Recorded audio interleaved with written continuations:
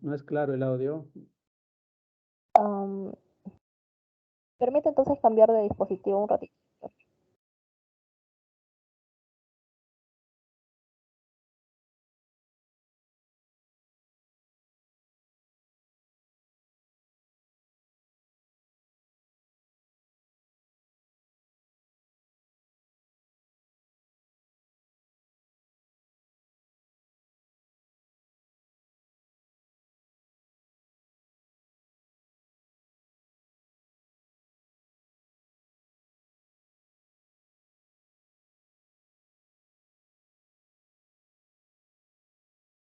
¿Ya se me escucha mejor, doctor? Sí. Bien, bueno, vamos a empezar entonces con el seminario. Buenas tardes nuevamente con todos.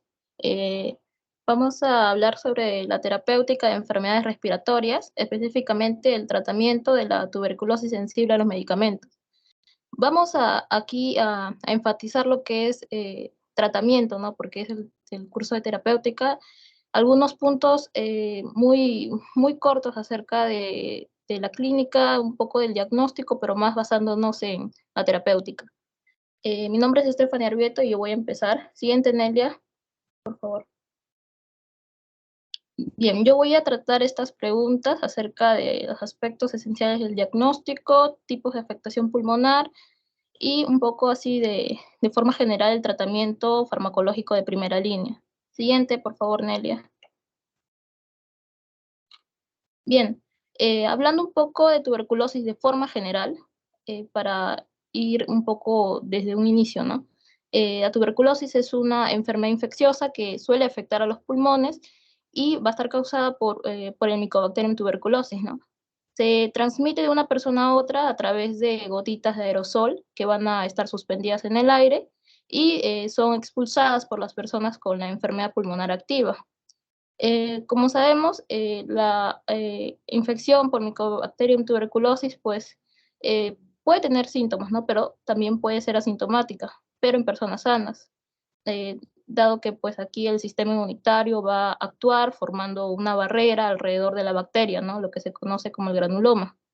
Pero los síntomas de una tuberculosis pulmonar activa van a ser la tos, a veces puede ser con esputo, que puede ser también sanguinolento, dolor torácico, debilidad, pérdida de peso, fiebre y sudoración nocturna. Eh, la tuberculosis se puede tratar entonces mediante la administración de antibióticos durante 6 meses, que ya posteriormente mi compañera pues, y yo lo vamos a tratar un poco más, eh, más con más puntos a tratar, ¿no? Eh, Bien, la tuberculosis, como vemos en el esquema a la derecha, como se puede dividir en tres tipos: la primaria, secundaria y la progresiva. La primaria se va a caracterizar por la formación de granulomas, va a afectar al pulmón y a ganglios linfáticos, y en esta infección se va a contener por esta formación de granulomas, ¿no? Por lo tanto, se dice, ¿no?, que aquí una persona con TB primaria no transmite la tuberculosis. Ahora, ¿qué pasa con este granuloma en esta misma tuberculosis, ¿no? Van a haber dos posibilidades. La primera es que el granuloma cicatrice y al no haber microorganismos viables, se calcifique, es decir, todos mueran, ¿no? O puede pasar también que el granuloma no cicatrice, no cure o no calcifique, y que los microorganismos por ende pues se mantengan viables en estados de latencia, y es lo que precisamente se conoce como la tuberculosis latente. En este caso, el granuloma se va a mantener con microorganismos vivos durante varios años, puede durar incluso más de 10 años, pero ¿qué sucede cuando una persona se encuentra inmunológicamente deprimida? Esto pues se reactiva esta bacteria y pues provoca pues una tuberculosis secundaria, ¿no? Esta tuberculosis secundaria se va a caracterizar porque afecta al pulmón, pero ya no necesariamente a los ganglios linfáticos, sino ya que sería más extrapulmonar. Y en este caso ya no se va a contener en estos granulomas, ¿no? Por lo tanto, aquí una persona con tuberculosis secundaria sí puede transmitir la enfermedad, ¿no? Entonces, esto se podría dar por dos razones, ¿no? Por la reactivación de un granuloma que estaba en la tuberculosis primaria o por una reinfección. Una respuesta inmunitaria más agresiva y rápida son precisamente las características de la tuberculosis secundaria, porque aquí ya el sistema inmunitario no necesita activar el macrófago, sino que al haber ya estado expuesto anteriormente al antígeno, al Mycobacterium, la respuesta inmunitaria va a ser más rápida y más agresiva. Por lo tanto, aquí el daño provocado por el mismo sistema inmunitario al pulmón va a ser mayor.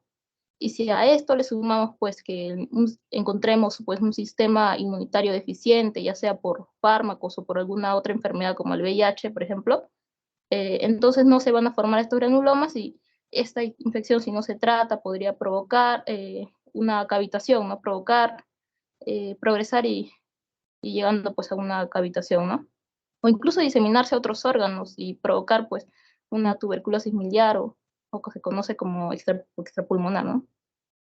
Pero, ¿qué sucedería cuando este granuloma o cavitación infiltra un vaso sanguíneo y el Mycobacterium se va por sangre y llega pues a otros órganos, ¿no? Donde va a generar la formación de síntomas y signos pues característicos propios del órgano que va a estar afectado. Ahí es lo que se conoce, pues, como mencioné, en una tuberculosis extrapulmonar, ¿no? Y bueno, y aprovechando que estamos tocando el tema de un poquito acerca Stephanie, del... Stephanie, Dígame, ya doctor. llevas 6 minutos, ya llevas. Ya, bueno, entonces así, de manera rápida nada más, la tuberculosis extrapulmonar también voy a mencionar solamente como por ejemplo la del sistema nervioso central y la osteoarticular, que son las que pues precisamente tienen otro esquema de tratamiento, ¿no? Siguiente, Nelia, por favor. Bien, en cuanto al diagnóstico, pues vemos que característicamente vamos a encontrar a la clínica, ¿no? Sospechar ante una clínica como pérdida de peso sin causa aparente, falta de apetito, sudores nocturnas, fiebre, fatiga, pero además de ello debemos pues también tener en cuenta antecedentes médicos, ¿no? Como tener presente tanto factores demográficos, el país de origen, la edad, ¿no? Vamos a tener que en consideración también al examen físico, ¿no? Que esto nos proporciona una información si es que el paciente pueda llegar a tener algún tipo de infección por el VIH, ¿no? Un paciente inmunodeprimido. Pero vamos a encontrar también pruebas para detectar la exposición a la tuberculosis, como es la prueba de tuberculina de Mantoux, o que bueno, básicamente es solamente para medir, ¿no? La exposición al paciente. También tenemos pues la radiografía de tórax y la microbiología. Siguiente, Nelia, por favor. En cuanto a la microbiología, tenemos pues al frotis de esputo o baciloscopía, y la muestra aquí es por medio del esputo, ¿no? Esta debe ser de buena calidad y tener pues un volumen mínimo de 3 mililitros, o también de muestras de otras partes, de otros órganos, ¿no? Que podrían estar afectados. Estos deberían ser procesados por el método Sil-Nielsen, ¿no? Pero puede confirmarse también el diagnóstico por medio de los cultivos, ¿no? Aquí tenemos, por ejemplo, los más aceptados en el Perú son los medios de cultivo sólidos como el Lowenstein Jensen o Gawa y Agar, sistemas automatizados en medio líquido, MGIT, o la prueba de MUTS, ¿no? Siguiente, Nelia, por favor. Y bueno, en cuanto a la radiografía de tórax, vamos a ver aquí los diferentes tipos de afectación pulmonar, ¿no? Tenemos, por ejemplo, en las dos primeras superiores izquierdas tenemos la consolidación, son opacidades, como vemos ahí, homogéneas, ¿no? De bordes mal definidos. Ambas, pues, radiografías en afectación del pulmón derecho.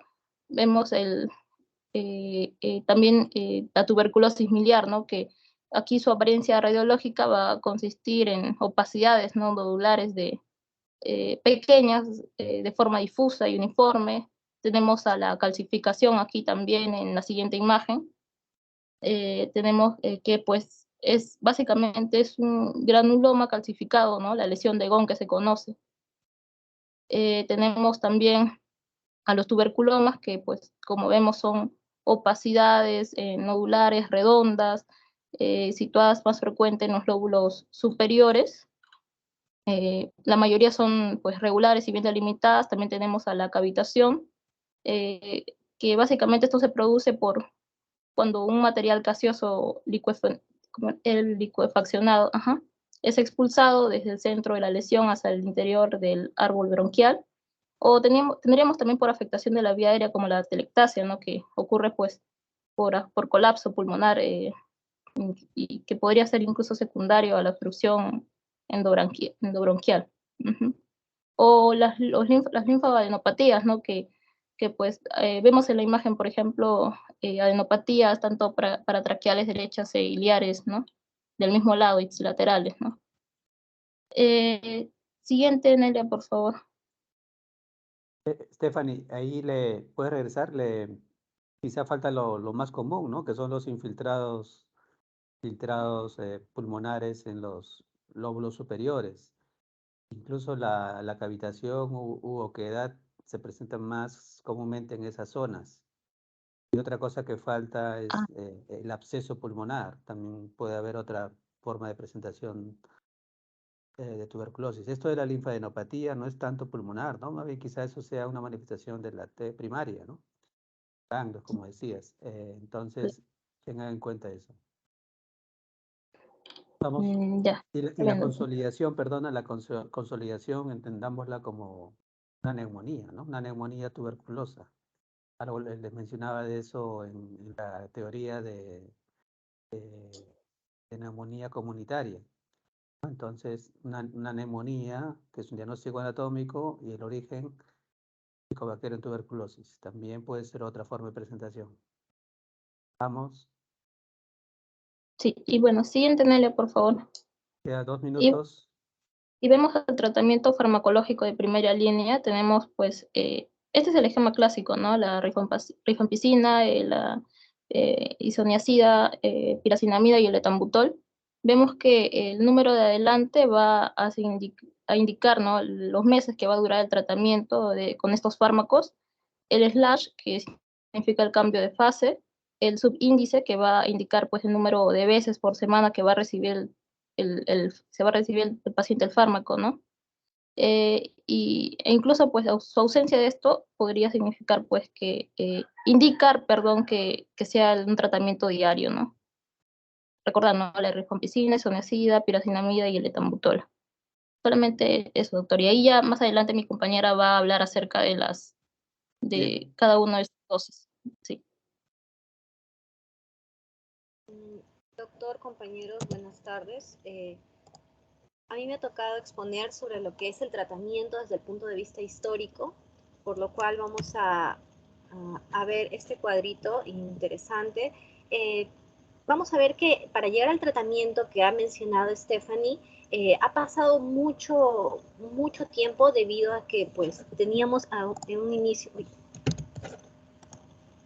Bueno, ya. Debido a que pues la tuberculosis, la TBC, se presenta desde muchos años antes de Cristo, desde las momias egipcias, también se puede apreciar en las momias andinas, 500 años antes de Cristo, y ya en esta época aproximadamente, en el 460, Hipócrates realizaba pues las primeras investigaciones sobre lo que él consideraba o llamaba tisis. Aquí pues se hacía la descripción de la enfermedad como lo podemos apreciar ahora con toda su duración, fiebre, y pues mencionaba ciertos tratamientos conocidos como catárticos y había dietas especiales que él recomendaba que eran en base a pan, agua, vino y también consumo de leche. Luego de esto, él mencionaba también que era una enfermedad genética. Y ya cuando llega Galeno, menciona, pues cambia la naturaleza de esta enfermedad a contagiosa. En la Edad Media se menciona, o bueno, existen registros de que el tratamiento era muy particular en esta época, debido a que se mencionaba a que el tratamiento para las escrófulas era el toque real, que significaba o se creía que era pues que la monarquía, en esa época el rey podía curar mediante la imposición de manos a los pacientes que tenían escrófula.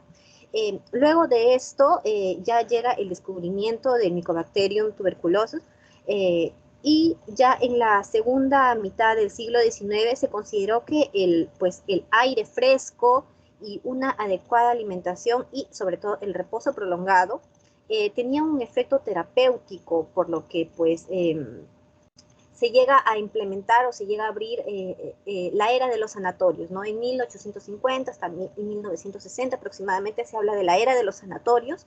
Aquí se tenía tratamientos como la helioterapia, la talasoterapia, la helioterapia, que eran, los pacientes eran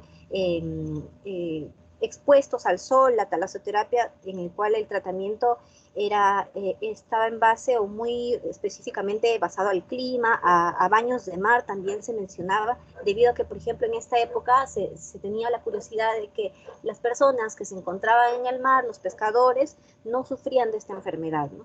Y luego, ya en esa época, un poco antes incluso, el Hipócrates inglés prescribía largos paseos a caballo para tomar aire fresco, ¿no? Entonces, eso era parte del tratamiento de la época. Luego de esto llega Calmet en 1921, Calmet y Guerin con el descubrimiento de la BCG, y recordando que aquí trabajaban con una cepa de Mycobacterium bovis. Luego de esto ya llega la época en la cual se empieza a descubrir y hacer mucha investigación en base a los medicamentos que actualmente siguen en vigencia, ¿no? Por ejemplo, tenemos la streptomicina, el PAS, la isoniazida, la rifampicina y la piracinamina. Aquí podemos ver la era de los sanatorios, ¿no? Y, por ejemplo, en 1940, lo que sucede es que se descubre el efecto bacteriostático de las sulfonamidas en cobayos con TBC. Entonces aquí se hacen investigaciones y se descubre por primera vez que sí se puede detener el progreso de la TBC. Y ya para el 44 se descubre la streptomicina, que es un antibiótico que recién está aislado en ese momento por Weizmann, en un microorganismo del suelo que es el Streptomyces griseus, y se menciona que tiene un efecto sobre la TBC y nuevamente se experimenta pues, en cobayos. En el 48 se hizo el primer trabajo con streptomicina sola y se comparó entre pacientes con TBC pulmonar aguda tratados con 2 gramos diarios por 4 meses versus un grupo control sin el tratamiento específico, y aquí se demostró que sí hay un efecto con la mejoría radiológica, ¿no? Pero a la vez se pudo observar la aparición de cepas resistentes. Luego de esto, como mencionamos en el 49, se descubre el ácido paraminosalicílico, el PAS, que evita la farmacoresistencia si se administra junto a la streptomicina, que era la que se había descubierto anteriormente, ¿no? Y por ejemplo, acá tenemos un trabajo de investigación que es del 52, en el cual se menciona de la acción antituberculosa de la isoniazida, que ya se había descubierto 40 años antes para otros fines terapéuticos, pero aquí ya se empieza a hablar de la isoniazida con respecto a la TBC. Luego de esto, también tenemos muchos más trabajos de investigación. Por ejemplo, en el 56 tenemos un ensayo bastante importante, el ensayo Madras, que demostró que el tratamiento domiciliario ambulatorio era muy eficaz. Recordemos que se estuvo hablando hasta 1960 se estuvo hablando de los sanatorios, ¿no? Y aquí ya se dice que el tratamiento domiciliario ambulatorio es eficaz, que no aumenta el riesgo de infección para los contactos familiares de los pacientes. Por eso es que se mencionaba que a partir de esta época ya empiezan a decrecer la popularidad de los sanatorios, ¿no?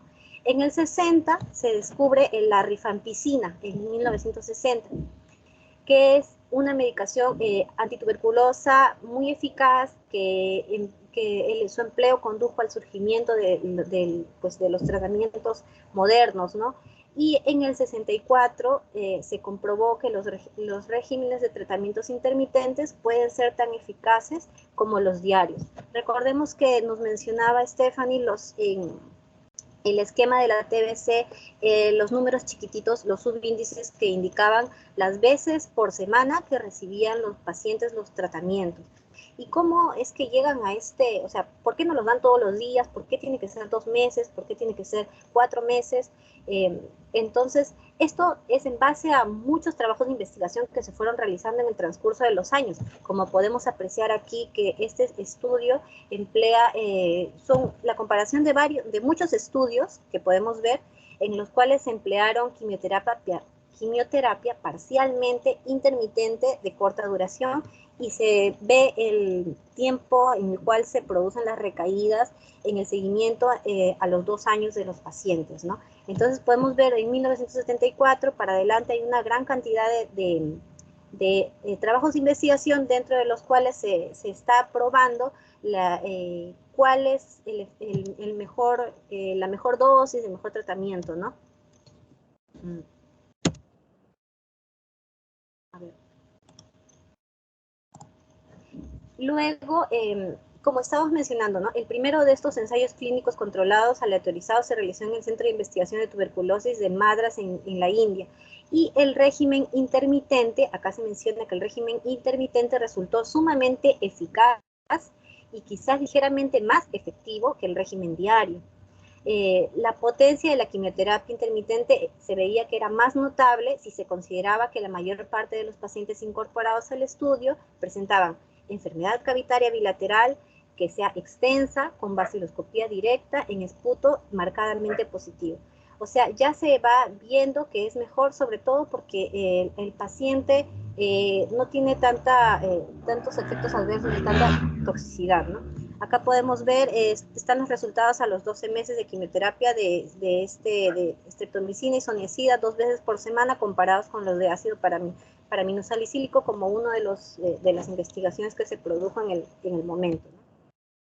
Luego de esto también me pareció importante mencionar que en 1985 Mitchinson mencionaba que en base a modelos experimentales, tanto in vivo como in vitro, evidencia la clínica del tratamiento moderno, ¿no? Y menciona que existe dos principios, ¿no? Menciona que existen 2 principios para la terapia de la TBC, que debe ser un tratamiento asociado, por eso es que vemos que hay varios medicamentos juntos, y que también tiene que ser un tratamiento prolongado. ¿Por qué debería ser un tratamiento asociado? Porque pues hay varias poblaciones bacilares, se encuentran varias poblaciones bacilares, y la finalidad del tratamiento asociado sería evitar la selección de la resistencia, ¿no? Que exista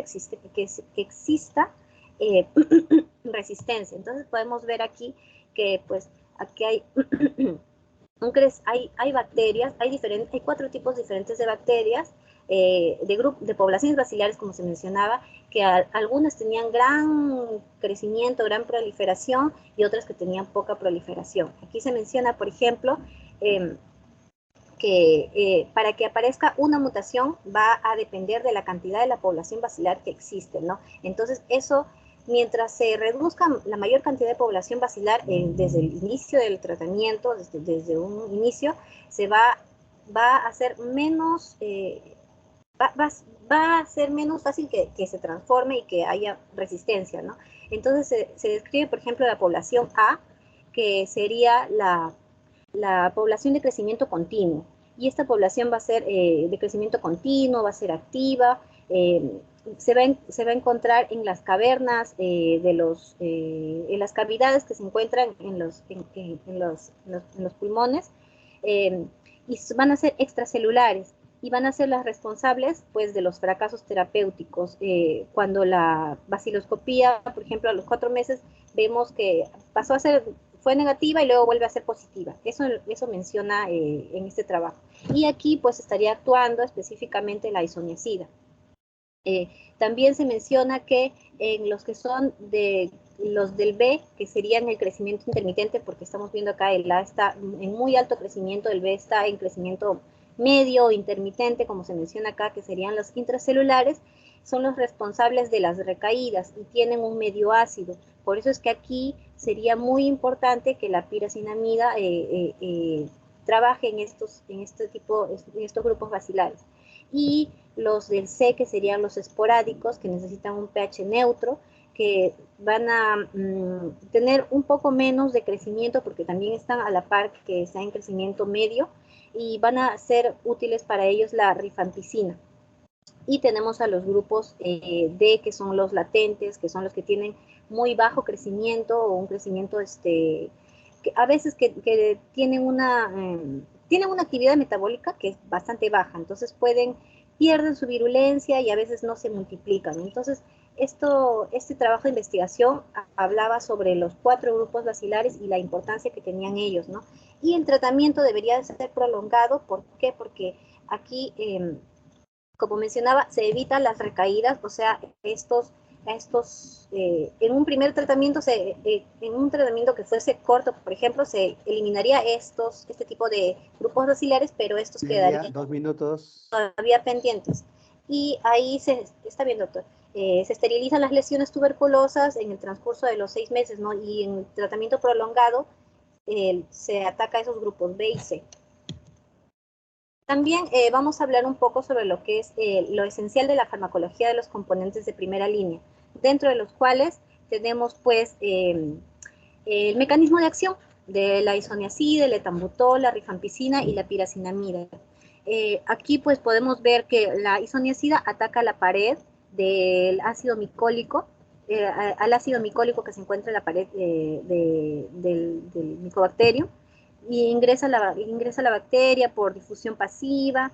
Luego tenemos a la rifampicina, que es un bactericida, que va a tener un mecanismo de acción contra la síntesis de las proteínas, ¿no? Entonces se va a unir a la ARN polimerasa y va a bloquear la transcripción, entonces ya no se va a poder transcribir. Tenemos a la piracinamida también, del cual se menciona que se sabe poco de su mecanismo de acción, y tenemos al etambutol, que trabaja también en la pared bacteriana, pero contra el ácido arabinogalactomanano. Y bueno, para hacer un resumen de lo que es las generalidades, ¿no?, de los 4 medicamentos, que la isoniazida, la rifampicina y la piracinamida en altas dosis tienen acción bactericida, y en cambio el etambutol es bacteriostático. La isoniazida y la piracinamida trabajan como profármacos debido a que necesitan una enzima para ser activados. Dentro de la farmacodinámica, que es lo que ya habíamos hablado, la isoniazida y la piracinamida trabajan en la pared, y uno de ellos trabaja en el ácido micólico y el otro en la síntesis de proteínas, esto está en duda, claro, esto está en duda, y el de acá es el que trabaja en la pared con el arabinogalactomanano, y la rifampicina trabaja en base a la síntesis de proteínas. Tienen todos absorción oral. La isoniazida puede ser intramuscular y la rifampicina vía endovenosa. No se debe de consumir con alimentos la isoniazida y la rifampicina. Con respecto a la distribución, o sea, está el porcentaje de unión a proteínas que tienen, acá lo podemos apreciar, el que tiene mayor cantidad es la rifampicina. Todos tienen metabolismo hepático. Dentro de lo que refiere a la excreción, todos tienen que ver con, en la isoniazida es por la orina, la excreción, la rifampicina mayoritariamente por heces y un poco por orina, y en el etambutol es al revés, mayoritariamente por orina. También se puede, doctor. Y esta última parte lo van a desarrollar creo que después. Quería remarcar algo importante. Lo has mencionado, el fundamento para usar un esquema de varios medicamentos, como son 4 drogas en el esquema actual, es evitar la resistencia, ¿no? También acortar el tratamiento. Si bien es cierto, 6 meses es un tiempo considerable, es corto respecto a tratamientos anteriores de mucho más tiempo para tuberculosis. Entonces, este esquema ha permitido acortar tratamientos mucho más largos. Y quizá faltó señalar, o lo van a hacer más adelante, porque hay 2 fases, ¿no? Esto de la segunda fase, que no es diaria, quizás sea más para favorecer o facilitar el cumplimiento del tratamiento, si es a domicilio, ya como programa de tuberculosis a nivel de un país o de una región. Es similar al tratamiento diario. con una base farmacológica. Pero esto funciona para una tuberculosis pulmonar en general de un paciente inmunocompetente sin mucha carga de enfermedad. Pacientes inmunosuprimidos, donde la carga de enfermedad puede ser importante. Por un lado, la primera fase puede prolongarse y la segunda fase debe ser diaria, ¿no? El caso más ilustrativo es el de la tuberculosis en el contexto de la infección por VIH. Entonces, ahí la segunda fase es debe ser diaria y quizá no solo hasta para cumplir 6 meses, sino hasta 9 meses, ¿no? Entonces, tengan en cuenta eso. ¿Ok? Creo que ya se agotó tu tiempo, Nelia. Vamos Sí, al doctor. siguiente.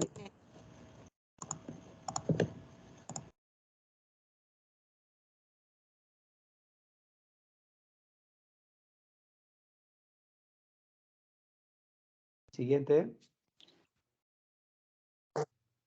Sí, doctor, voy a continuar yo. Bueno, continuando, soy Arquínigo. Bueno, voy a hablar acerca de las fases. Bueno, la terapia en sí para la TBC, bueno, se va a encontrar estructurada por 2 fases, como lo mencionó el doctor. Claramente que estas fases pues van a poder diferenciarse quizás en cierto grado en cuanto a la frecuencia de la dosis sobre todo y también al tiempo de tratamiento, que esto se debe básicamente por factores como por ejemplo si es que es una TB pulmonar, si es una TB extrapulmonar o si incluso hay alguna otra coinfección como por ejemplo la del VIH que ya lo mencionaron.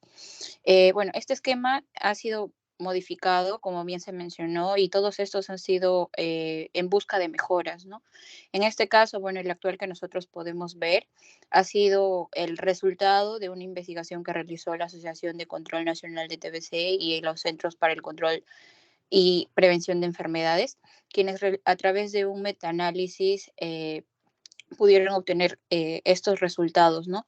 Basándose obviamente en la efectividad que se puede obtener del tratamiento y esto va también bastante de la mano con el tema de acortar el tiempo que se tiene para los tratamientos debido a que se había visto en gran proporción de que si el tiempo era más largo, había muchas recaídas de los pacientes, muchos abandonos e incluso también se había muchos presencia de resistencia. Entonces, el hecho de tener un esquema el cual tenga un tiempo más corto y también quizás con algunos medicamentos incluso sean mucho más tolerables para los pacientes, permite que tengamos un esquema mucho más efectivo. Y en cuanto a la seguridad que estos fármacos pueden tener, sobre todo brindan aquí el hecho de poder tener un fármaco que no tenga muchas reacciones adversas para las personas que bueno, ya más adelante vamos a poder ver a mayor detalle, ¿no? Bueno, en el esquema, como podemos ver, o bueno, en el cuadro, vamos a ver de que algunas diferencias, como les mencionaba, de acuerdo a si es una tuberculosis pulmonar, si quizás es una tuberculosis extrapulmonar, o entre otras, va a variar más que todo en cuanto al tiempo y a las dosis, ¿no? A la frecuencia de dosis. La siguiente, por favor. La siguiente, por favor. Ya. Bueno, la primera fase es conocida también como la fase de inducción o bactericida, la cual va a tener como objetivo el hecho de poder reducir el crecimiento bacilar y prevenir la resistencia. Y en cuanto a la segunda fase, va a ser aquella que se conoce como la de mantenimiento o esterilizante y que tiene como objetivo el poder eliminar los bacilos persistentes que aún queden y poder evitar las recaídas. Los fármacos empleados en cada fase se van a basar acorde a los objetivos de cada una de estas fases, claramente fundamentados por los mecanismos farmacológicos que estos puedan poseer. Es así pues que debemos de recordar que dentro de lo que es el tratamiento o bueno la patología en sí de tuberculosis pues vamos a ver 3 tipos de poblaciones bacilares, las cuales o bueno que se van a evidenciar en las lesiones tuberculosas, ¿no? Para ello, bueno, mi compañera lo mencionó, quizás también a modo de poder ahondar un poco más, debemos recordar de que, bueno, la mayoría, digamos, de bacterias que se encuentran en fase de multiplicación y son de las lesiones en sí, o bueno, se encuentran localizadas de forma extracelular. Vamos a ver también que hay alguna otra población que es intracelular, la cual puede encontrarse de forma inactiva en cuanto a metabolismo, sobre todo, y también vamos a tener alguna otra población que se refiere a lo que sería algunos microorganismos extracelulares que se van a encontrar localizados en los focos de necrosis gaseosa, ¿no? Los cuales pues se pueden encontrar completamente inactivos. En este caso, pues bueno, la única, digamos así, que va a cumplir una acción bactericida en estos tres tipos de población va a ser la rifampicina, aunque quizás, digamos, aunque las bacterias no se estén multiplicando. En el caso de la isoniazida va a ser es un bactericida el cual va a poder actuar contra los microorganismos extracelulares o también los intracelulares, siempre que se estén, digamos, siempre y cuando se encuentren metabólicamente activos. Entonces, para ello se va a poder comportar como un bacteriostático cuando los bacilos están en reposo. En cuanto a la piracinamida, bueno, ellos netamente se encargarían de lo que serían los intracelulares. Entonces, una de sus misiones también para este fármaco va a ser el de hecho de poder acortar nuestro tratamiento. Y en cuanto al etambutol, bueno, es un bacteriostático y el cual va a disminuir la aparición de la resistencia. Entonces, en cuanto a estos, digamos, a las características y a los mecanismos farmacológicos que cumplen estas, es que se han dividido en estas fases, ¿no? Al inicio vamos a ver, pues, netamente que vamos a tener la presencia de los 4 fármacos y en la segunda fase solamente tenemos a 2 fármacos, que sería la rifampicina y la isoniazida.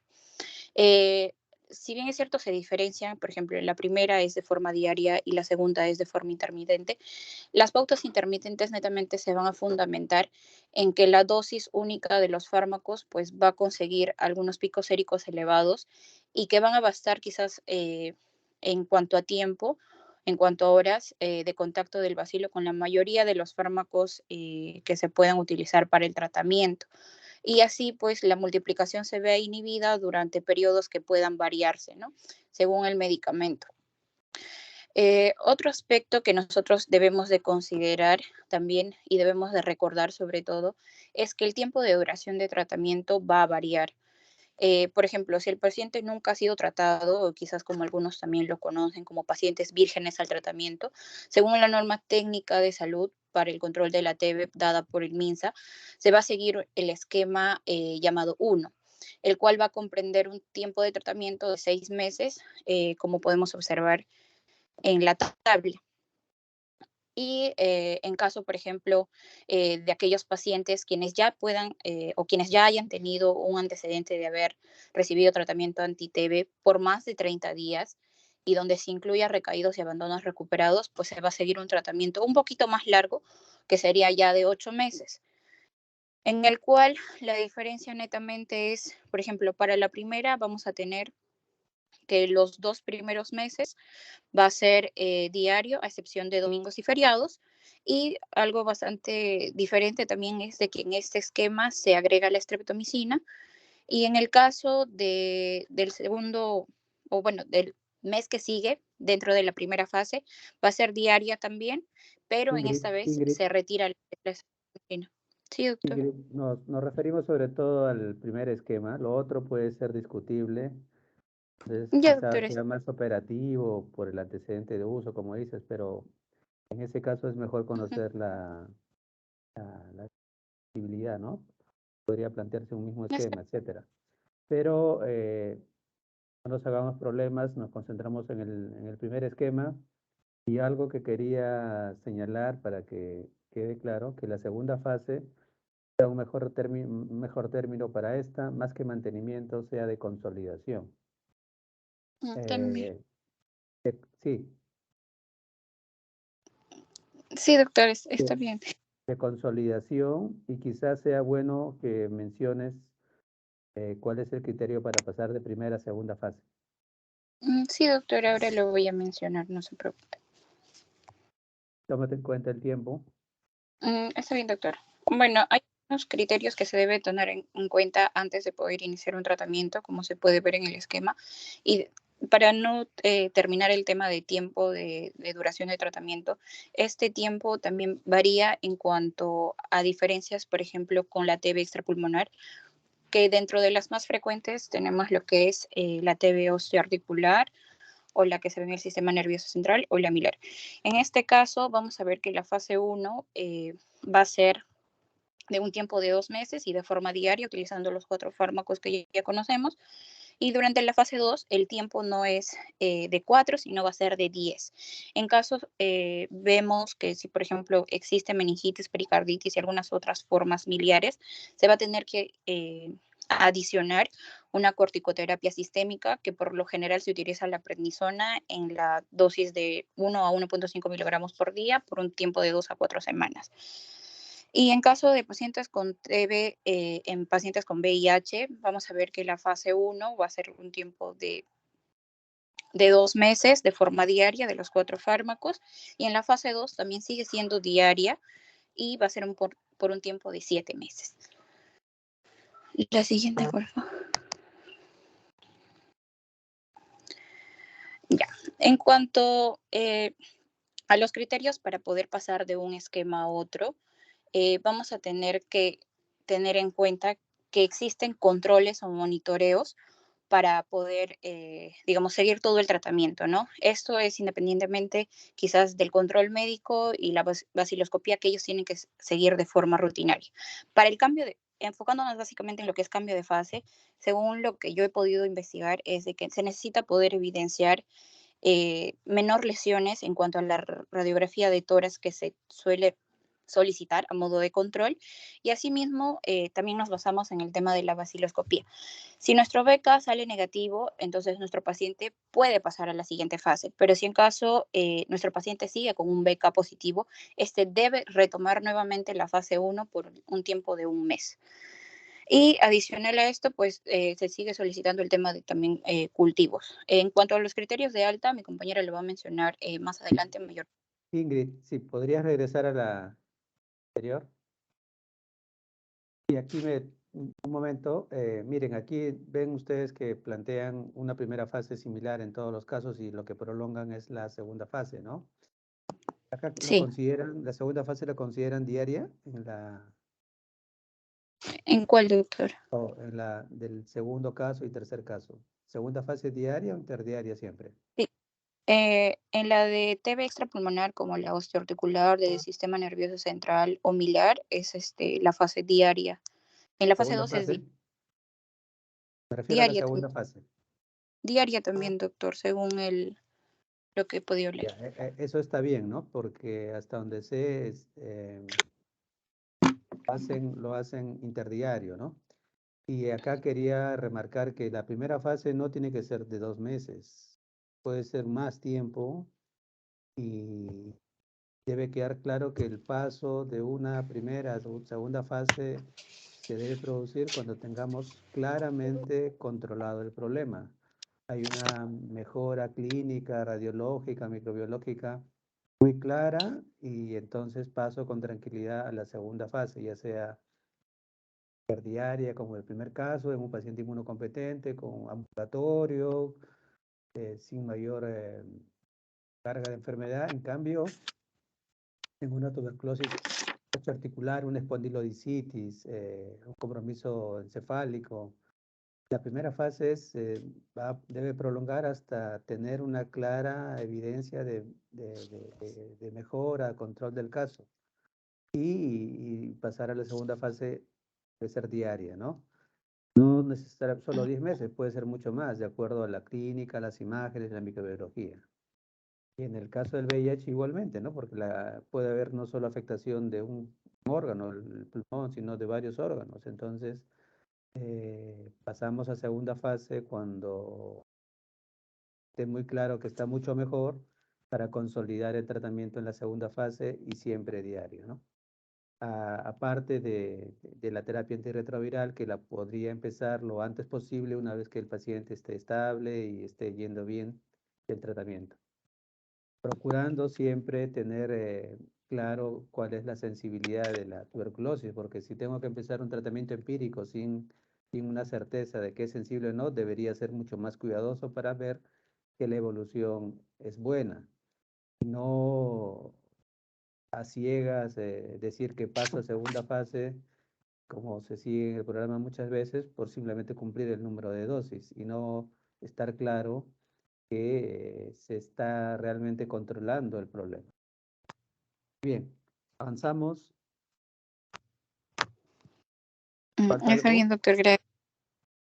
Voy a hablar sobre reacciones adversas y, Vamos, ya te bueno, quedan también. pocos minutos. Ya.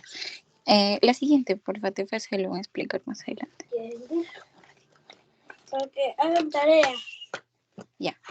Hagan mi tarea, tía. Ahorita. Ya, en cuanto a las principales interacciones medicamentosas, bueno, según el cuadro que he podido encontrar, es para la isoniazida. Por ejemplo, hay algunos fármacos como los antiácidos que contengan aluminio, también los antiepilépticos, los antipsicóticos, los ansiolíticos o hipnóticos y también los antimicóticos, como en este caso el ketonazol, porque con el fluconazol no se ha presentado ningún problema, ¿no? La siguiente, por favor. Lo vamos a mencionar nada más para que nos gane tiempo. En cuanto a la rifampicina es un poquito más amplio, pero quizás aquí tener en cuenta como por ejemplo los antiarrítmicos, los antimicóticos, también los antirretrovirales, los corticosteroides, también la warfarina, estaban también, si mal no recuerdo, el tema de la glucosa. La siguiente, por favor. Bueno, en cuanto al etambutol y a la piracinamida, bueno, no hay algunas interacciones tan relevantes. Bueno, en la piracinamida sí tenemos al haloperidol, en el cual la recomendación es netamente para lo que es el uso de la colchicina. La siguiente, por favor. Y finalmente, en cuanto a reacciones adversas, bueno, ya como todos conocemos, las reacciones adversas netamente pues es cuando existe una respuesta nociva o no intencionada por parte del medicamento y que produce que se produce por la dosis utilizada, ¿no? En cuanto, si hablamos de forma general, bueno, la mayoría de estos fármacos suelen causar hepatotoxicidad y se debe de tener en cuenta eso y es quizás el común para todos ellos, ¿no? Y para ello también hay digamos, una clasificación, si puede ser tipo A o tipo B, ya eso quizás es ahondar un poco más. Y para ello lo que brinda, o digamos la solución se trata en utilizar el reto o lo que es la desensibilización. En cuanto al reto, es cuando se va a reiniciar la medicación luego de haberse suspendido la totalidad de estos fármacos para poder tratar de identificar cuál ha sido el fármaco causal de la reacción adversa. Y a la desensibilización es cuando hay un procedimiento a través de la cual se consigue que la persona con tuberculosis pueda tolerar el fármaco que le desencadenó la reacción adversa y sobre todo consiste en una reexposición repetida de forma gradual y progresiva a este fármaco, ¿no? Y bueno, eso sería todo, doctor. Bien.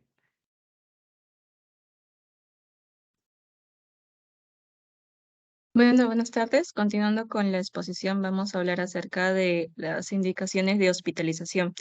Básicamente se va a limitar a un grupo de pacientes que, por ejemplo, uno es que van a presentar manifestaciones clínicas graves, se van a encontrar inestables, ya sea en el aspecto hematológico, renal, falla respiratoria. En los casos, por ejemplo, de insuficiencia respiratoria aguda, infecciones respiratorias sobreagregadas, derrame pleural que comprometa la dinámica respiratoria, neumotórax espontáneo y entre otros, ¿no?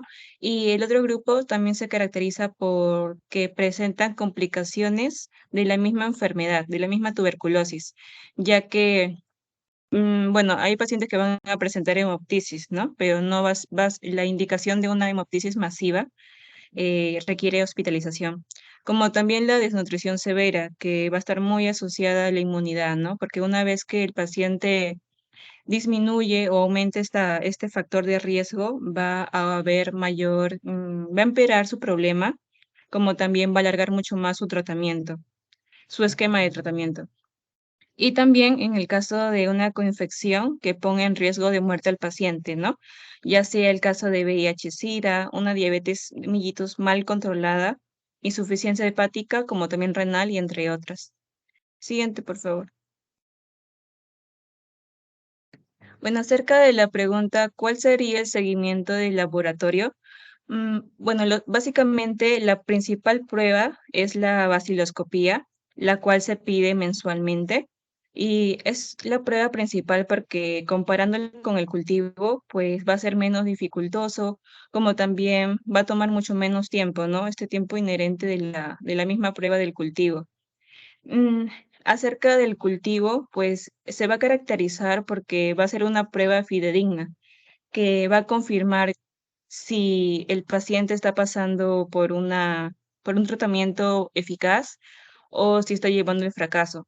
Si en caso en el cultivo sale de que sigue siendo positivo en la segunda fase, pues entonces inmediatamente también se le recomienda que paralelamente se pueda realizar esta prueba de sensibilidad, ¿no? Mediante pruebas moleculares de sensibilidad rápida para poder ver la resistencia que se está generando y así parar la primera fase y optar por otro esquema. Y acerca de las técnicas moleculares, que es la última, es lo más novedoso, ¿no? A comparación de las dos que son las tradicionales y captan de manera eficaz, de manera certera también, ¿no? Los casos de tuberculosis, pero ayudan mucho en el aspecto del diagnóstico, pero en el caso del seguimiento, que es la pregunta de ahora, pues no ayuda mucho porque las técnicas moleculares van a detectar ya sea microorganismos vivos como también muertos, ¿no? Y no van a ayudar mucho a la hora de poder evaluar si el tratamiento está siendo eficaz o llevando al fracaso. Siguiente, por favor. Siguiendo con la pregunta del seguimiento, pues va a haber ciertos aspectos, ya sea, se va a solicitar em, exámenes laboratoriales, evaluaciones clínicas, como también exámenes auxiliares, ¿no? Ya sea imágenes y otras pruebas microbiológicas. Por ejemplo, ya sea, se pide al comienzo del inicio del tratamiento el hemograma completo, glicemia en ayunas, creatinina y perfil hepático, ¿no? Esto es al inicio del tratamiento, para poder ver si hay alguna alteración, ya sea que ya sea que proviene de la misma persona, porque en algunos casos el paciente ya tiene una enfermedad de base y se pueden encontrar alterado estos primeras 4 pruebas, ¿no? Por esta misma razón que también se podría individualizar al paciente, ya sea disminuir el dosaje, porque posiblemente si presentan otras comorbilidades, pues puede presentar interacciones medicamentosas.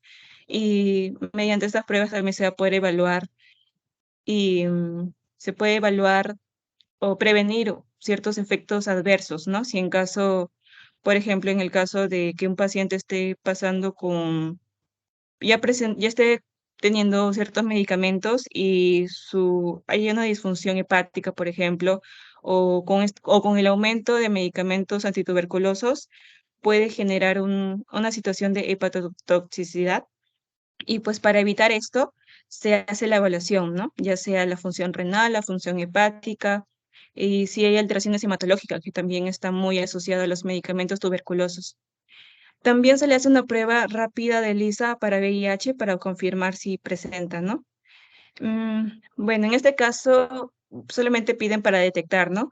Pero también sería bueno también de que se pueda hacer un recuento linfocitario, ¿no? Ya sea, por ejemplo, porque estaba viendo acerca de un artículo en el cual comentaban de que los pacientes con VIH, de acuerdo al número a la cantidad de CD4, pues, por ejemplo, uno de ellos es de que si presentaba aumento de CD4, presentaba mayor a 200, pues primero se optaba por terminar el tratamiento antituberculoso, o sea, el esquema de 6 meses, y en caso sigue siendo un paciente con TB sensible, ¿no? Y cumpliendo con su dosaje, con su dosis. Pero si en caso en el paciente con VIH y tenga un CD4 de 50 a 200, se optaba porque se esperaba a que terminara la primera fase, que sería de 2 meses, generalmente, para luego dar el tratamiento antirretroviral. Y si en caso fuese menos de 50 CD4, pues el paciente, como ya está un poco grave, entonces se recomendaba de que a las 2 semanas del tratamiento antituberculoso empezara con su tratamiento antirretroviral. Y esto porque, o sea, primero, si nos damos cuenta, primero pone en primer lugar, pone al tratamiento contra la antituberculosis, porque el objetivo sería disminuir los números de microorganismos, ¿no? Que se caracteriza por la primera fase, como em, también se va a disminuir el síntoma el signo de la tos. Y pues al haber menor tos, menor transmisión, ¿no? Y se va a poder controlar la enfermedad y que haya menos casos notificados o de contacto. También Ingrid, sí. se solicita una prueba de embarazo a las mujeres en Perdona, edad fértil. Caroline. Sí, Sí, en el caso del VIH que mencionabas, en general la tendencia lo es lo antes posible, pero siempre es bueno teniendo un control del problema, ¿no? Porque también se puede exacerbar el cuadro clínico radiológico de la tuberculosis, se puede exacerbar si empiezo muy precozmente la terapia antirretroviral. Entonces, ni muy ujú, temprano ni muy tarde, con prudencia. Lo importante es que tengamos un control efectivo de la tuberculosis y luego, si el paciente está estable, podría agregársele la terapia antirretroviral. Bueno, aunque eso sí, no es ponía tanto el tema de fondo, pero ya que lo mencionaste, quise aclararlo. Vamos. ponía en primer lugar el tratamiento para la tuberculosis. También la radiografía de tórax, básicamente para poder ver la evolución, como también pasar a la segunda fase si está mejorando, ¿no? Y también como que también es un criterio para decir que el paciente se encuentra curado. La prueba de sensibilidad que va a ser importante para ponerlo en el esquema, ¿no? De TB sensible. La vaciloscopía se le recomienda mensualmente, se le debe hacer mensualmente. Y pues se debe, como había comentado, terminando la primera fase, que es generalmente de 2 meses, porque a veces, por ejemplo, la vaciloscopía no se obtiene en ese momento, ¿no? Y a veces se prolonga el tiempo de la primera fase. Pero si en caso, después de 2 meses, se llega a realizar la vaciloscopía y si sale positivo, entonces inmediatamente se debe realizar un cultivo, ¿no? Para ver si, por ejemplo, si es positivo, para ver primero si hay resistencia y si en caso es positivo, pues realizar el cultivo de esputo cada mes, pero eso ya sería otro esquema. ¿Y qué más? También la evaluación por enfermería también va a ser importante porque va a hacer una atención integral al paciente, ya sea va a informarnos acerca del estado actual del paciente, la condición de egresado, si está cumpliendo con su tratamiento y sí que también enfermería nos ayuda de que se pueda realizar los otros exámenes, ¿no? Confirmar, garantizar que se está haciendo los otros exámenes, como también el control de peso que se debe hacer por enfermería y se debe realizar cada mes.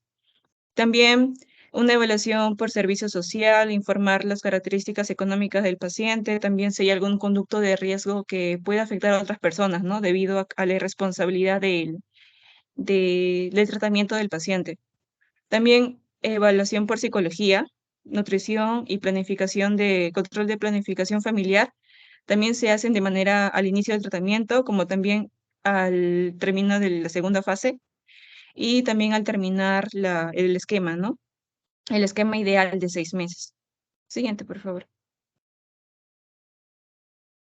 Bueno, Antes, acerca de Caroline, cuál. antes de que empieces esta parte, solo para remarcar, en cada caso de tuberculosis que tengamos, pulmonar o extrapulmonar, una vez definido el diagnóstico, definimos cuáles van a ser los parámetros de seguimiento clínicos, el síntoma más común, si fue la fiebre, fue la tos, la intensidad de la tos, peso, eh, las imágenes, la microbiología, las pruebas de bioquímica y una prueba general que puede ser la velocidad de sedimentación o la proteína C reactiva también para ver la curva en el tiempo y ver que todo va mejorando, que no hay ningún problema relacionado con los medicamentos, porque pueden surgir problemas con los medicamentos y no tanto por la enfermedad. Entonces, Hay que seguir un control ordenado en el tiempo. Al comienzo es más frecuente y conforme la evolución sea favorable, se puede espaciar a cada mes, cada 2 meses, hasta el término del tratamiento, verificando que todo marcha bien y que no hay ningún efecto colateral relacionado a los medicamentos,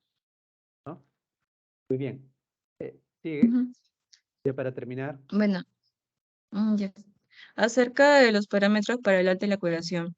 Empezar de que primero hay un libro de registro del seguimiento en el cual nos van a indicar la condición de egreso, ¿no? del paciente. Por ejemplo, curado, tratamiento completo, fracasado y entre otros que más adelante les voy a comentar. Siguiente, por favor.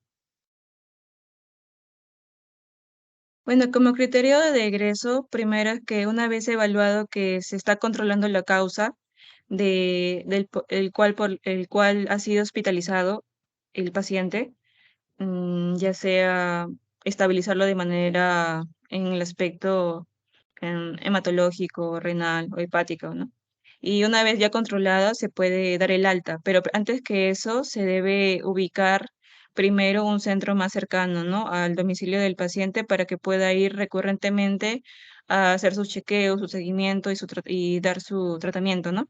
Antes también de que egrese el paciente, se debe realizar una orientación al paciente y familiares, ya sea sobre la enfermedad, factores de riesgo, el tratamiento en sí y las formas de transmisión y ciertos cuidados que debe presentar.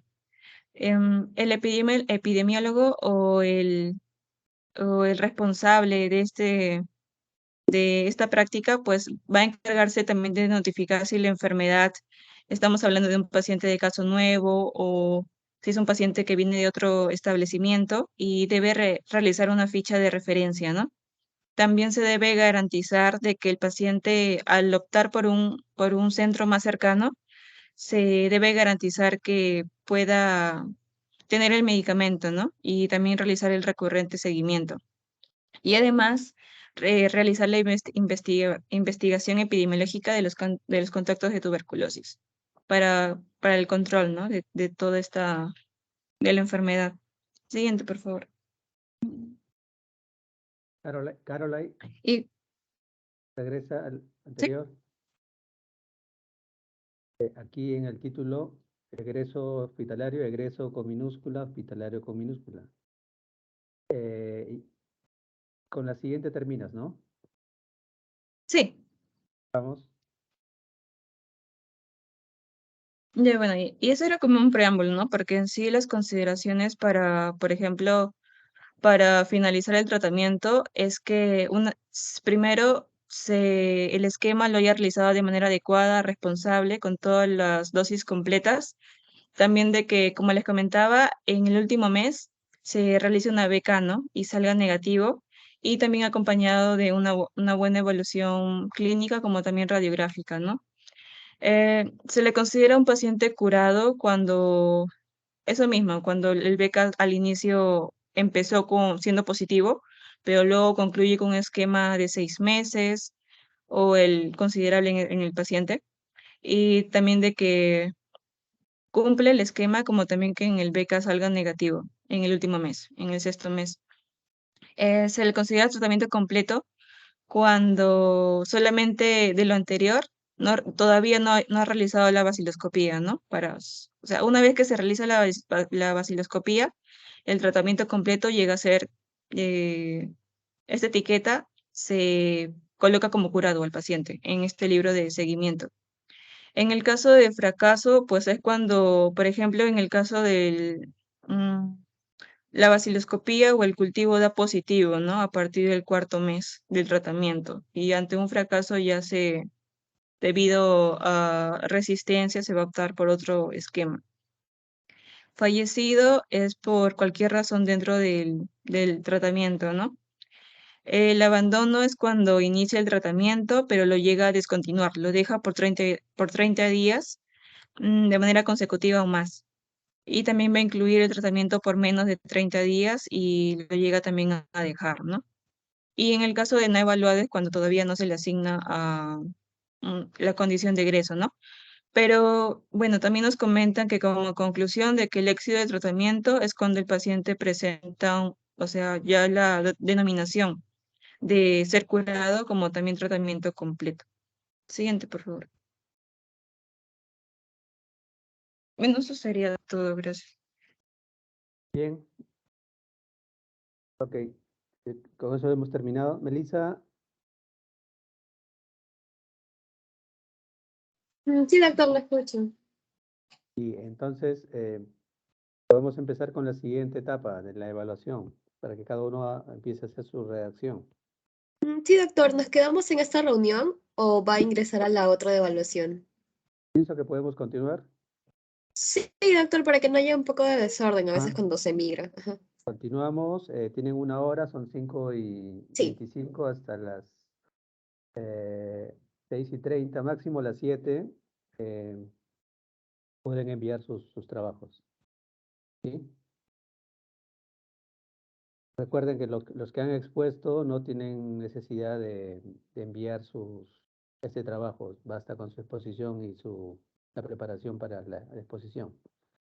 ¿Ok? Sí, doctor, está claro. Muy bien, entonces avancen.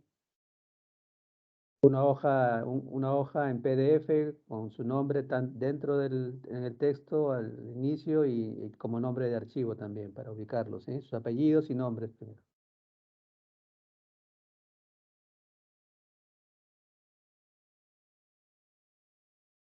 Doctor, disculpe, las expositoras nos podemos retirar o tenemos que permanecer en la Sí, reunión. pueden retirarse. Ya. Gracias, Me doctor. Buenas tardes. envían el trabajo, por favor. Está bien, doctor, gracias. Gracias, doctor. Hasta luego. Hasta luego, doctor, gracias.